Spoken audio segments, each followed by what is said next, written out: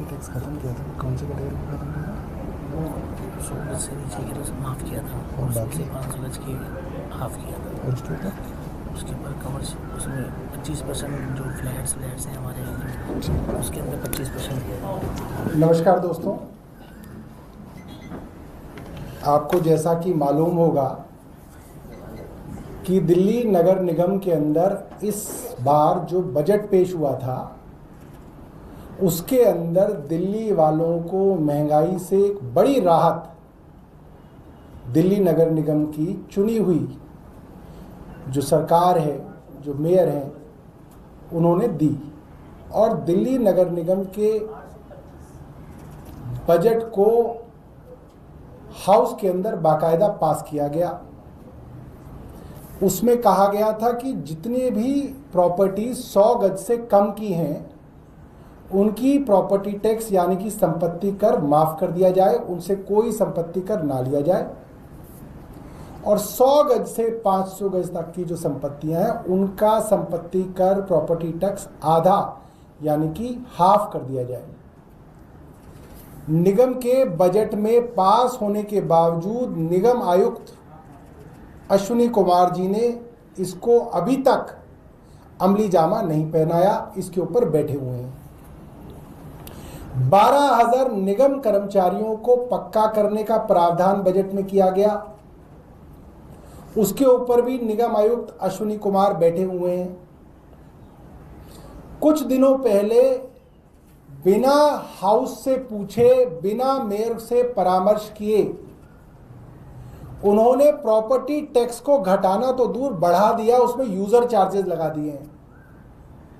और ये user charges जबरदस्ती लोगों से लिए जा रहे हैं। अगर यूजर चार्ज नहीं देंगे तो प्रॉपर्टी चार्ज जो है, प्रॉपर्टी टैक्स नहीं लिया जा रहा।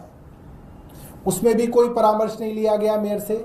मेयर के लिखने के बावजूद वो प्रॉपर्टी टैक्स लोगों पे थोपा गया है। और कल जिस तरीके से जो कमर्शियल लाइसेंस है उसकी फीस भी बिना मेयर के परामर्श के बढ़ा दी गई है।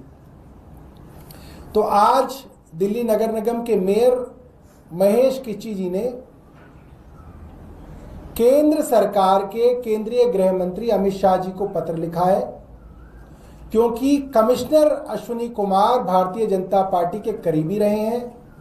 भारतीय जनता पार्टी ने उन्हें हमेशा अच्छी पोस्टिंग पे रखा है। तो उनसे ये निवेदन किया गया है कि आप अश्विनी कुमार को हटा दीजिए। अश्विनी कुमार जो कि कमिश्नर एमसीडी हैं, वो भारतीय जनता पार्टी का एजेंडा नगर निगम के अंदर चला रहे हैं। मैं 2-3 दिन से देख रहा हूं भारतीय जनता पार्टी के प्रवक्ता अखबारों में बयान दे रहे हैं कि ये गलत हुआ। तो आम आदमी पार्टी भी कह रही है गलत हुआ, भारतीय जनता पार्टी भी कह रही है गलत हुआ, मगर भारतीय जनता पार्टी के चहेते कमिश्नर अश्विनी कुमार जो गलत हुआ उसको इंप्लीमेंट कर रहे हैं। तो अगर भारतीय जनता पार्टी की मिलीभगत नहीं है तो अश्विनी कुमार को तुरंत सस्पेंड किया जाए और उनकी जगह दूसरे कमिश्नर को लाया जाए। वरना यह बात साफ है दिल्ली वालों के लिए कि Ashwini Kumar MCD commissioner Bharatiya Janata party के इशारों पे, उनके एजेंडे पे काम कर रहे हैं। इसलिए ये पत्र माननीय गृह मंत्री अमित शाह जी को लिखा जाएगा और अमित शाह जी के तरफ से अगर कार्रवाई नहीं हुई तो हमारे चुने हुए पार्षद अपने तरीके से अश्विनी कुमार जी से अपना काम कराने की कोशिश करेंगे, फिर हम दूसरे तरीके अपनाएंगे। महेश जी, अगर आप 2 शब्दों में सिर्फ अपना बता दें। सभी को नमस्कार। जो हमने आयुक्त महोदय को भी पत्र लिखा था कि आप ये यूजर चार्जेस लगा रहे हैं, ये जनता के हित के लिए नहीं है, ये उस पर अतिरिक्त बोझ है।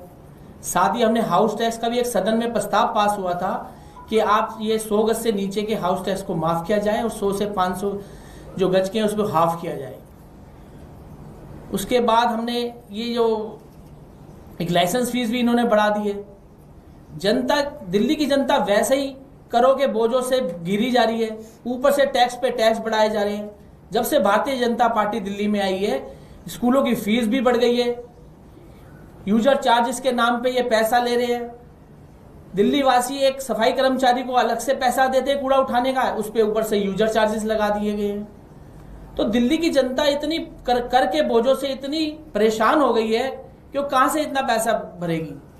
वैसे इतनी महंगाई की मार पड़ी है, हर चीज महंगी हो रही है। दिल्ली की जनता को भारतीय जनता पार्टी ने एक वादा किया था कि दिल्ली में जब उनकी सरकार आएगी तो प्रत्येक महिला को 2500 रुपए देंगे, वो भी उन्होंने नहीं दिए। गैस के सिलेंडर को 500 रुपए में दिया जाएगा और त्योहारों पे उनको माफ फ्री में दिया जाएगा, उनका वादा वो भी पूरा नहीं हुआ। इतने दिल्ली की जनता हर चीज से जूझ रही है। आज तो दिल्ली की जनता ये कह रही है कि हमने गलती कर दी बीजेपी वालों को वोट देके। एक तरफ हमें ये महंगाई से दूर करने के लिए इन्होंने वादे किए थे, उल्टा इन्होंने सारे टैक्स और कर हमारे ऊपर लगा दिए। तो ये दिल्ली की जनता के साथ धोखा किया है भारतीय जनता पार्टी ने। और साथ ही हमने ये आज ये पत्र लिखा है गृह मंत्रालय को, अमित शाह जी को, कि आप अश्विनी कुमार जी को तुरंत निरस्त करें, इनकी जगह कोई एक साफ छवि वाले कमिश्नर को, आप आयुक्त को नियुक्त करें, ताकि दिल्ली की जनता आगे अच्छे उसमें सफर कर सके। यही हमारा कहना है। धन्यवाद, बहुत बहुत धन्यवाद। गुल जी, आप कुछ कहेंगे? एक दो शब्द आपके पास कोई प्रश्न है? देखिए, ये चिट्ठी जो है लिखी है और इसके आगे कोर्ट जाने से पहले कुछ और तरीके अपनाए जाएंगे। भाई जी, इससे पहले क्या आपने कुछ आयुक्त महोदय जो है उनसे बात की है इस टैक्स को लेकर, उनको टैक्स हटाने को लेकर कोई आदेश जारी किया है क्या? बिल्कुल जी, हमने आयुक्त महोदय से बात करी कि जो हमने सदन में जो प्रस्ताव पास किया इसको इम्प्लीमेंट करिए, सब अधिकारियों की मीटिंग लेके इसको आप जल्दी से इम्प्लीमेंट करिए। वो कहते हैं जी हाँ जी देखते हैं जी, करते हैं, यही उनके जवाब रहते हैं हमेशा। स्पेसिफिक जो यूजर चार्ज वाला जो है उसको लेकर आप लोग उसको भी, हाँ, उससे भी हमने बात करी है। उसको लेके आपने मुख्यमंत्री को भी कल चिट्ठी लिखी है, उन्होंने दिल्ली की मुख्यमंत्री तक को चिट्ठी लिखी है कि ये जो अधिकारी हैं ये नहीं सुन रहे हैं, इम्प्लीमेंट नहीं कर रहे हैं, इसलिए इनको आदेश दिया जाए। कल आप इसी विषय में लिखिए। सौरभ जी, कैबिनेट मंत्री है प्रवेश वर्मा, उन्होंने स्कूलों का निरीक्षण किया है और विजिलेंस जांच के आदेश दिए हैं जो क्लासरूम बनाए गए थे उसको लेकर। देखिए, मुझे ऐसा लगता है भारतीय जनता पार्टी को पता ही नहीं दिल्ली में क्या हो रहा है। पेरेंट्स धरना दे रहे हैं प्राइवेट स्कूल के बाहर कि फीस बढ़ गई, इनके मंत्री सरकारी स्कूल खेल रहे हैं। अरे जहां समस्या है वहां जाओ, उनसे डर लगता है इनको? ये जो बड़े बड़े उद्योगपति करोड़पतियों के स्कूल हैं जिनके बाहर लोग धरना दे दे के बेहोश हो गई औरतें, वहां जाने में इनको डर लग रहा है। और सरकारी स्कूलों के अंदर इंस्पेक्शन खेल रहे हैं। थोड़ी शर्म करनी चाहिए इनको, पब्लिक का कुछ काम करना चाहिए। पूरे ट्विटर पे, फेसबुक पे, व्हाट्सएप पे, हर जगह आपको वीडियो दिख जाएंगी कि बेचारे पेरेंट्स परेशान हैं और बड़े बड़े करोड़पतियों के ऊपर बात करने से इनको डर लगता है। सौरभ जी, ऐसा नहीं लगता आप लोगों को आपकी मुश्किलें और बढ़ने वाली हैं, क्योंकि कैग की रिपोर्ट पर पीएससी कमेटी की बैठक जो है वो बुलाई गई विधानसभा में। और मोहित जी, हमारे लोग तो कई महीने जेल रह के आ लिए, अब इससे ज्यादा क्या मुश्किलें करेंगे? फांसी दे देगा क्या कैग के अंदर कोई हमें? अब कुछ नहीं कर सकते। ये जितना हमारा कर सकते थे वो ये कर चुके हैं, अब हमें ही करना है जो इनका करना है। सर, दिल्ली में आयुष्मान योजना लागू हो गई है, कल नड्डा जी ने कल कार्ड वितरण भी किया है आयुष्मान कार्ड। देखिए, मैं ये चाहता हूं नड्डा जी बताएं अब तक दिल्ली के प्राइवेट अस्पतालों में कितने आयुष्मान भारत के पेशेंट्स का इलाज हुआ।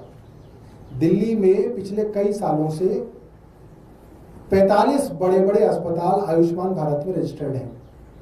वो गरीब लोग जो यूपी बिहार से इलाज कराने दिल्ली के सरकारी अस्पतालों में इलाज करा रहे थे, उनका आयुष्मान भारत में क्यों नहीं हो रहा इलाज? यूपी में तो आयुष्मान भारत लागू था, बिहार में भी लागू था, राजस्थान में भी लागू था। वो लोग जीबी पंत में इलाज करा रहे हैं, एलएनजेपी में इलाज करा रहे हैं, इन प्राइवेट अस्पतालों में क्यों नहीं इलाज करा रहे?